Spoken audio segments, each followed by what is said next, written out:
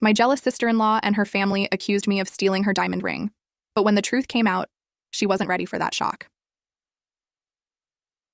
I, 29F, have been married to my husband, Shane, 31M, for 5 years. We have a good relationship and a comfortable life. Shane has a sister, Tori, 33F, who's been married to her husband, Mike, 35M, for 8 years. Tori and I never really got along. From the day Shane introduced me to his family, Tori seemed to have a problem with me. At first, I thought it was just because she was protective of her brother, but as time went on, I realized there was more to it. I grew up in a middle-class family. My parents worked hard to provide for me and my siblings. We never had luxuries, but we had everything we needed. I went to college on scholarships and worked part-time jobs to pay for my expenses. After graduation, I got a job at a tech company and worked my way up. Tori, on the other hand, came from a wealthy family. She never had to worry about money and got everything she wanted. She went to an expensive private college and then married Mike, who also came from a rich family. Tori didn't work and spent her time shopping, going to spas and attending social events. When Shane and I started dating, Tori made it clear that she didn't think I was good enough for her brother. She would make snide comments about my clothes, my job, and my background. She often tried to set Shane up with her rich friends, even though he was dating me. Despite Tori's attitude, Shane and I got married. Our wedding was simple but beautiful. We paid for it ourselves and had a small ceremony with close friends and family. Tori complained about everything at the wedding, from the food to the decorations. She even wore a white dress, which I chose to ignore to avoid drama. After we got married, Shane's career took off. He got promoted several times and started earning a good salary. We were able to buy a nice house and go on vacations. This seemed to make Tori even more jealous. She would constantly compare our lives to hers, always trying to one-up us. Last month, Shane's parents invited the whole family for a weekend at their lake house. I didn't want to go because of Tori, but Shane convinced me it would be good for family bonding. The first day went okay. We all arrived on Friday evening and had dinner together. Tori barely spoke to me, which was fine by me. On Saturday morning, we went for a swim in the lake. After lunch, Tori suggested we all play board games. While we were playing, Tori kept showing off her new diamond ring. She made a big deal about how expensive it was and how her dad had surprised her with it for their anniversary. I complimented the ring to be polite, but Tori just rolled her eyes at me. Later that afternoon, I decided to take a nap. I was tired from the drive and the swimming. I went to the guest room Shane and I were staying in and fell asleep. I woke up about an hour later to shouting. I went downstairs to find Tori screaming and crying. She was yelling that her diamond ring was missing. Everyone was trying to calm her down and help her look for it. Tori was turning the living room upside down, throwing cushions and looking under furniture. Suddenly, Tori pointed at me and shouted that I must have stolen her ring. She said I was jealous of her ring and wanted it for myself. I was shocked and denied it immediately. Shane defended me, saying I would never do such a thing. Tori insisted that I was the only one who had been alone in the house while everyone else was outside. She demanded that I empty my pockets and show her my bags. I was humiliated, but did as she asked to prove my innocence. The ring wasn't there, but Tori wasn't satisfied. To my horror, Mike joined in and accused me of hiding the ring somewhere. He said I must have taken it out of jealousy and suggested searching our room. I couldn't believe what was happening. I looked to Shane's parents for support, but they seemed unsure. Shane's dad suggested we all search the house thoroughly. We spent hours looking everywhere, but the ring didn't turn up. As time passed, I could see doubt creeping into everyone's eyes. Even Shane's mom, who had always been kind to me, was giving me suspicious looks. By dinner time, the atmosphere was unbearable. Tori was still crying, and Mike was comforting her while glaring at me. Shane's cousins were whispering among themselves, and I could feel their accusing stares. The breaking point came when Shane's dad pulled Shane aside. I overheard him telling Shane to man up and either make me give the ring back or pay for it. He said the ring was worth thousands of dollars, and Tori was devastated. Shane lost his temper. He shouted at his dad, saying he couldn't believe his own family would accuse me without any proof. He yelled that I was innocent and that Tori probably just misplaced the ring. This led to a heated argument, with everyone taking sides. I felt sick to my stomach. I couldn't believe this was happening. I had never stolen anything in my life, and now I was being treated like a criminal by my husband's family. In the middle of the argument, Shane grabbed my hand and said we were leaving. He told his family he was disappointed in all of them for jumping to conclusions and treating me this way. We packed our bags quickly and left despite his parents' protests. On the drive home, Shane was fuming. He kept apologizing to me and saying he couldn't believe his family would do this. I was in shock and didn't know what to say. I felt guilty for causing this rift in Shane's family, even though I knew I hadn't done anything wrong. When we got home, Shane's phone was flooded with messages from his family. Tori was demanding we pay for the ring. Mike had sent a long text accusing me of ruining their lives over my jealousy. Shane's parents were asking him to be reasonable and come back to sort things out. Shane blocked all their numbers that night. He said he didn't want to talk to any of them until they apologized to me. But I could see how much this was hurting him. He loved his family, and this rift was tearing him apart. A week has passed and the situation hasn't improved. Tori has been posting on social media about how I stole her precious anniversary gift. Some of Shane's extended family members have reached out, urging us to do the right thing and pay for the ring to keep the peace. I'm at a loss. I know I didn't take the ring, but I have no way to prove it. Shane believes me, but I can see the toll this is taking on him. He's lost weight and isn't sleeping well. He's even considering changing jobs so we can move to a different city and get away from all this drama. Part of me wonders if we should just pay for the ring to make this all go away. But it's a lot of money, and more importantly, it would be admitting to something I didn't do. I'm afraid if we give in now, Tori will hold this over my head forever. I never wanted to come between Shane and his family. Despite our differences, I always hoped Tori and I could eventually get along. Now it seems like that will never happen. I don't know what to do. Should I insist on my innocence even if it means Shane loses his family? Should we pay for the ring to keep the peace? How can I prove I didn't take something when there's no evidence either way? This whole situation has been a nightmare. I've lost sleep, I can't focus at work, and I'm constantly anxious.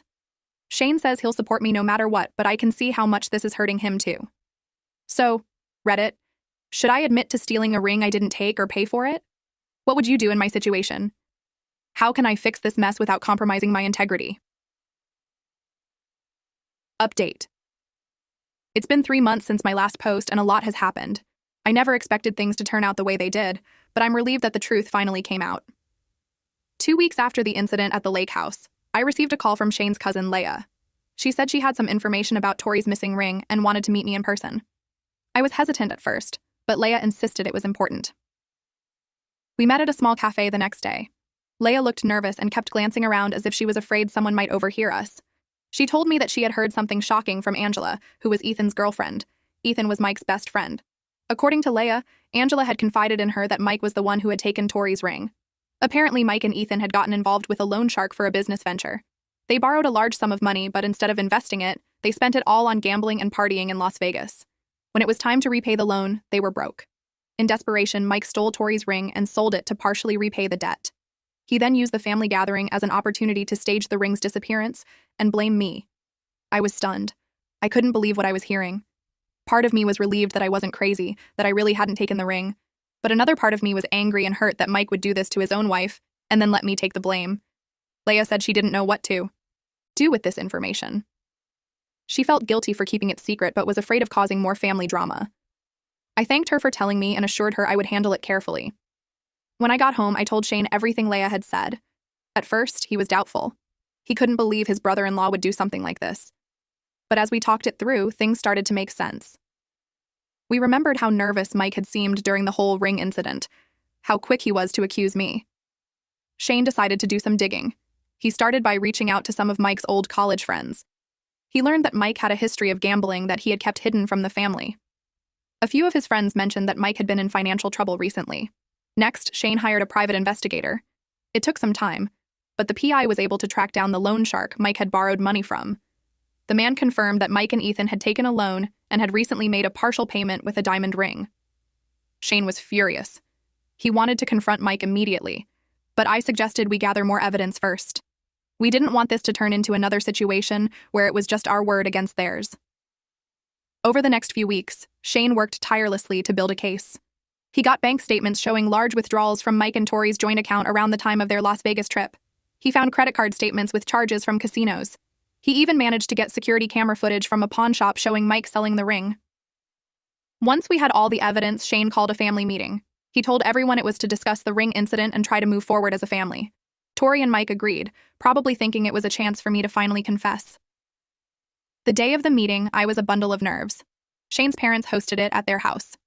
When we arrived, everyone was already there. Tori gave me a cold look, while Mike avoided eye contact altogether. Shane started by thanking everyone for coming. He said the ring incident had caused a lot of pain in the family, and it was time to clear the air. Then, he dropped the bombshell. He told them he knew what really happened to the ring. The room went silent. Tori looked confused while Mike went pale. Shane then proceeded to lay out all the evidence we had gathered. He showed them the bank statements, the credit card bills, the pawn shop footage. He even had Ethan on speakerphone, who reluctantly confirmed the whole story. As Shane spoke, I watched the expressions on everyone's faces change: shock, disbelief, and then anger. Tori burst into tears, asking Mike if it was true. Mike broke down and admitted everything. He said he never meant for it to go this far, that he was going to find a way to get the ring back. Tori was devastated. She couldn't believe Mike had stolen her ring and then let an innocent person take the blame. Shane's parents were shocked and embarrassed. They turned to me and apologized profusely for doubting me. The meeting ended with Mike leaving the house in shame and Tori staying behind, too upset to go with him. Shane's dad hugged me and said he was sorry for telling Shane to make me pay for the ring. Shane's mom was in tears, begging for my forgiveness. In the days that followed, I received calls and messages from various family members. They all apologized for believing I was capable of stealing and for treating me badly. Some sent flowers or gift baskets as peace offerings. Tori called me a week after the meeting. She apologized for accusing me and for all the mean things she had said and done over the years. She admitted that she had always been jealous of me and my relationship with Shane. She said she was filing for divorce from Mike and asked if we could start over. I was suspicious at first, but I could hear the genuine guilt in her voice. I told her I forgave her, but that it would take time to rebuild trust. She understood and said she was willing to put in the effort. As for Mike, he moved out of their house and into a small apartment. He lost his job when his employer found out about the gambling and the loan shark. Last I heard, he was attending Gamblers Anonymous meetings and trying to turn his life around. Shane and I had long talks about everything that had happened. He felt guilty for not believing in me more strongly from the beginning. I assured him that I understood how difficult the situation had been and that I appreciated his support throughout. We also discussed our relationship with his family moving forward. We agreed that while we would try to maintain good relationships, we would be more cautious about getting involved in family dramas in the future. The whole experience brought Shane and me closer together. We realized how strong our bond was and how we could rely on each other even when everyone else doubted us. It also made us appreciate the importance of trust and honesty in a relationship. Tori kept her word about wanting to improve our relationship. She started inviting me for coffee or lunch, just the two of us. At first, our conversations were awkward and stilted, but over time, we found common ground. She opened up about her insecurities and the pressure she felt growing up in a wealthy family. I shared stories about my own struggles and how I built my career from scratch.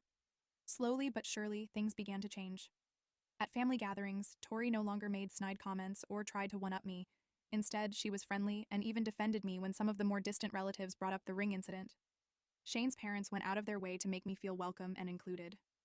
They often called just to check in on me and invited us over for dinner frequently. Shane's dad even asked for my advice on some business matters, saying he valued my perspective.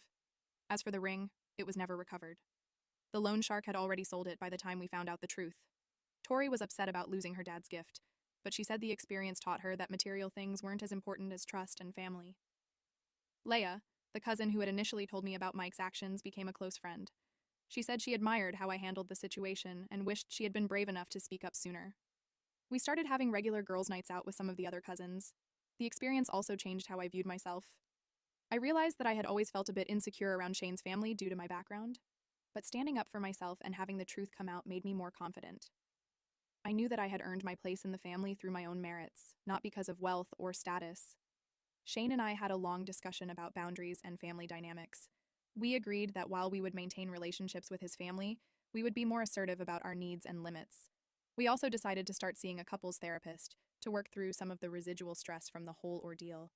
In a surprising turn of events, Shane's company offered him a promotion that would require us to move to another state. After careful consideration, we decided to take it. We saw it as an opportunity for a fresh start, away from the lingering awkwardness of the ring incident. When we announced our decision to the family, there were mixed reactions. Some were sad to see us go, while others understood our need for space. Tori, in particular, seemed disappointed, but said she respected our decision. She promised to keep working on our relationship long distance. As we packed up our house and prepared for the move, I reflected on everything that had happened. The false accusation, the family drama, the revelation of the truth. It all seemed surreal.